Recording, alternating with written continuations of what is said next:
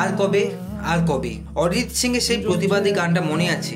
আজ থেকে 10 মাস আগে, ঠিক একদিন আগে 9ই আগস্ট সে রাতের কথা, যেখানে আরজি করে কর্মরত চিকিৎসককে নির্যাতন করে মারা হয়েছিল সেই তরুণী ডাক্তারকে। তার প্রতিবাদে কিভাবে সোচ্চার হয়েছিল রাজ্যবাসী থেকে দেশবাসী শুধু নয়, পুরো বিশ্ববাসী। সবার মুখে একটাই স্বর, জাস্টিস ফর আরজি কর। কোথায় গেল সেই আরজি করে সঠিক বিচার ব্যবস্থা? কোথায় গেল সেই আরজি করে মূল পান্ডারা যারা এই যোগ সাজিশের সঙ্গে যুক্ত ছিলেন?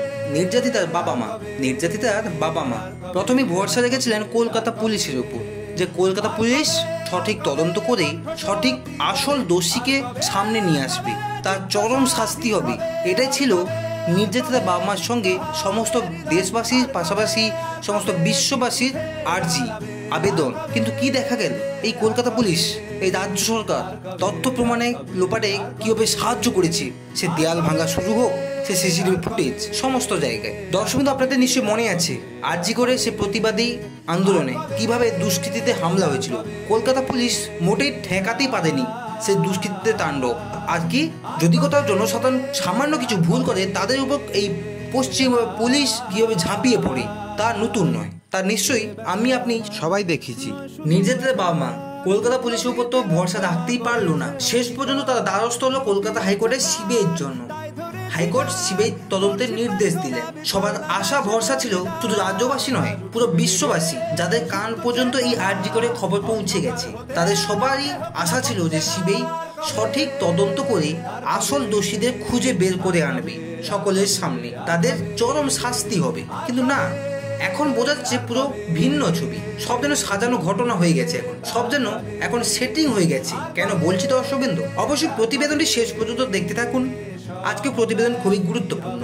আজকে প্রতিবেদন আরজি কর নিয়ে। শিয়ালদা কোর্টে মামলা চলছে আরজি করে। MIM মাল্টি ইনস্টিটিউশনাল মেডিকেল বোর্ডের রিপোর্ট জমা দেওয়ার কথা ছিল নির্যাতিতার বাবা মার উকিলকে, কিন্তু সেটা 22শে মে থেকে বাড়িয়ে 2রা জুন পর্যন্ত করা হয়।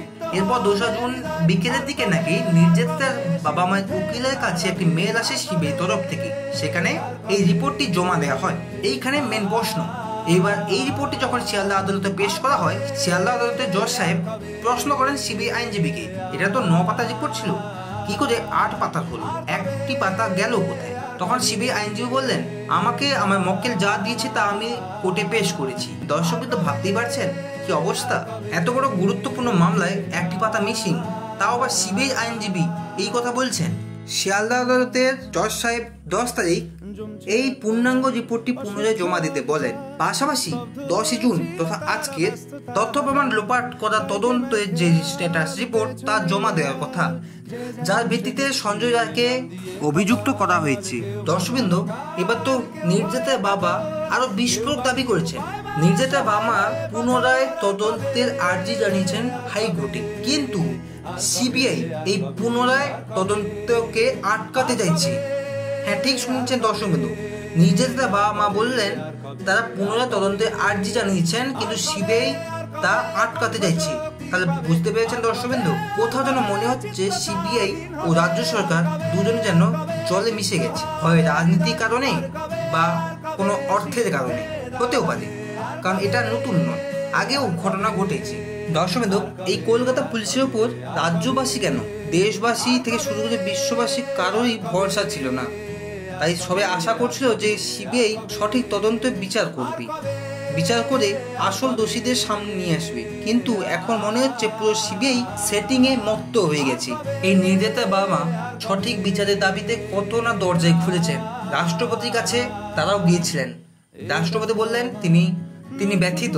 তিনি বললেন প্রধানমন্ত্রীর সঙ্গে কথা বলতে। নির্যাতিতার বাবা মা প্রধানমন্ত্রীর কাছেও গেলেন, প্রধানমন্ত্রীর সঙ্গে যোগাযোগ করার চেষ্টা করলেন, কিন্তু সেখান থেকে উত্তর এলো স্বরাষ্ট্রমন্ত্রীর সঙ্গে যোগাযোগ করার জন্য। তারা স্বরাষ্ট্রমন্ত্রীর সঙ্গে যোগাযোগ করলেও স্বরাষ্ট্রমন্ত্রী থেকে কোনো উত্তর এখনো পর্যন্ত আসেনি। তা বুঝতে পারছেন দর্শকবৃন্দ, নির্যাতিতার বাবা মা সমস্ত জায়গায় ঘুরছে সঠিক দাবির জন্য, তাদের আর কিছু চাই না। তাহলে ভাবুন আমাদের দেশের আইন অবস্থা কেমন, যেখানে একজনকে বাঁচাতে তথ্য প্রমাণ লোপাট করে দেওয়া হচ্ছে। যেদিন নির্যাতিতাকে বাড়িতে নিয়ে আসা হয় তার দেহ, সেদিন এই পুলিশ, এই পশ্চিমবঙ্গ পুলিশ টাকা দিয়ে মুখ বোঝানোর চেষ্টা করছিলেন। শুধু এই নয়, নির্যাতিতার দেহ গ্রিন করিডোর করে আনা হয়। পৌরসভা কাউন্সিলর থেকে শুরু করে নেতা মন্ত্রীরা তারা দাঁড়িয়ে থেকে নির্যাতিতার দেহ দাহ করিয়েছে। ভাবুন, যাদের মেয়ে তাদের অধিকার নেই, রাজ্য সরকারের নেতা মন্ত্রীদের অধিকার রয়েছে এই নির্যাতিত মেয়েটির উপর।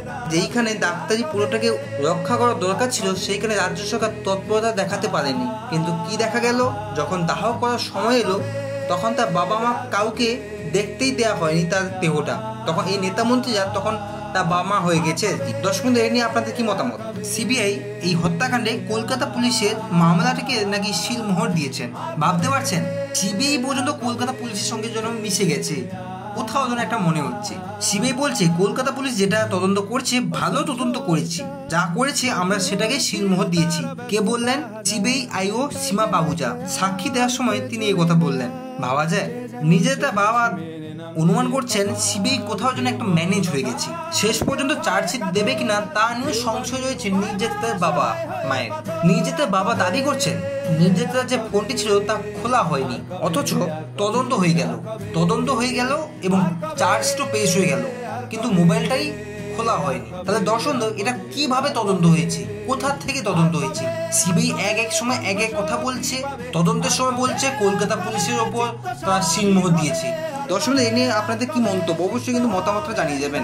কোথাও যেন মনে হচ্ছে সিবিআই যেন পালাতে চাইছে এই তদন্ত থেকে। তার কি কোনো রাজনৈতিক প্রভাব রয়েছে এই তদন্তের পেছনে, না কোনো রাজনৈতিক বড় মাথা রয়েছে, না সিবিআই পুরো চক্রান্তের সঙ্গে মিশে গেছে, না সিবিআই পুরো সেটিং হয়ে গেছে? দর্শক বন্ধু, আপনাদের মতামতটা কিন্তু অবশ্যই কমেন্ট বক্সে জানাবেন। চ্যানেলটিকে সাবস্ক্রাইব করে আমাদের পাশে থাকবেন। প্রতিবেদনটি ভালো লাগলে প্রতিবেদনটিকে লাইক করবেন এবং এই প্রতিবেদনটি সবার সঙ্গে শেয়ার করবেন, যাতে সবাই বুঝতে পারে যে বর্তমানে পশ্চিমবাংলায় কি চলছে। দেখা হচ্ছে পরের ভিডিওতে।